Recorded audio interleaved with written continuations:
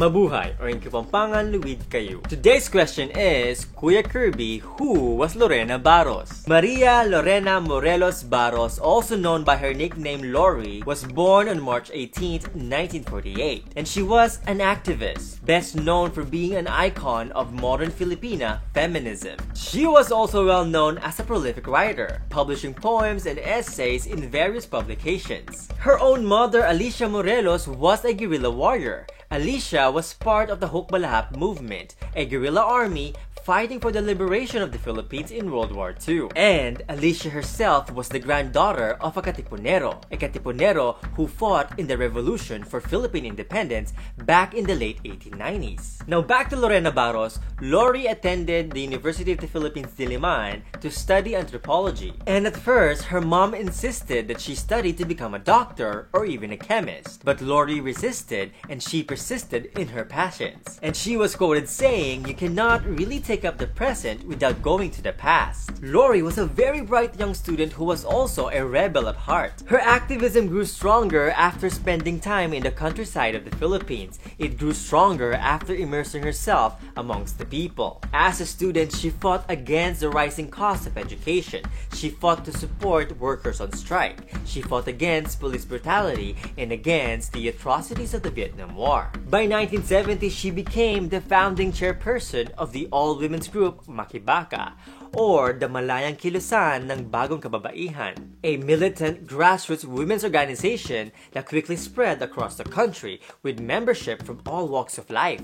Lorena Barros was at the forefront of the fight for the rights of the Filipino people. But when martial law was declared, she was forced to go underground. Activism was outlawed, and activists like Lori were hunted down. They were tortured, killed, or simply disappeared. Lori was later captured and became a top political prisoner of the Marcos regime. But Lori was unafraid. She would soon escape and return to the countryside to fight as a guerrilla warrior. And while fighting underground, Lori continued to write revolutionary songs, poems, and essays. By 1974, the Marcos dictatorship put a bounty on her head. They announced a 35,000 peso reward for anyone who could help capture her. But Lori persevered and remained unafraid. But sadly, on March 24, 1976, Lori was killed in a military ambush at the age of only 28. She died while protecting others. She kept fighting to the last minute until her own gun broke down.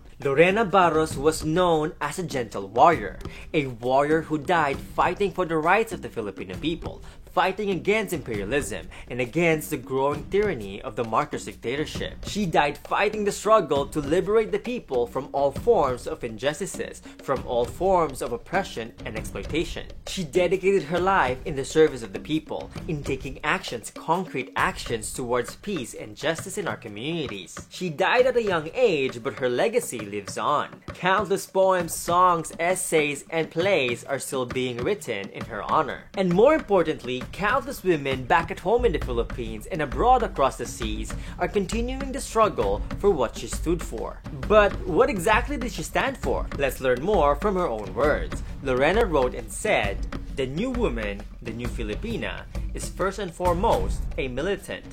The new Filipina is one who can stay whole night with striking workers, learning from them the social realities which her bourgeois education has kept from her. She is a woman who has discovered the exalting realm of responsibility, a woman fully engaged in the making of history. No longer is she a woman for marriage, but more and more, a woman for action." And that is it for me today. If you like this video and learned a thing or two, don't forget to subscribe. And if you want to help me make more videos like this, show your support and please be my patron or get a copy of my book, Dakal pong Salamat.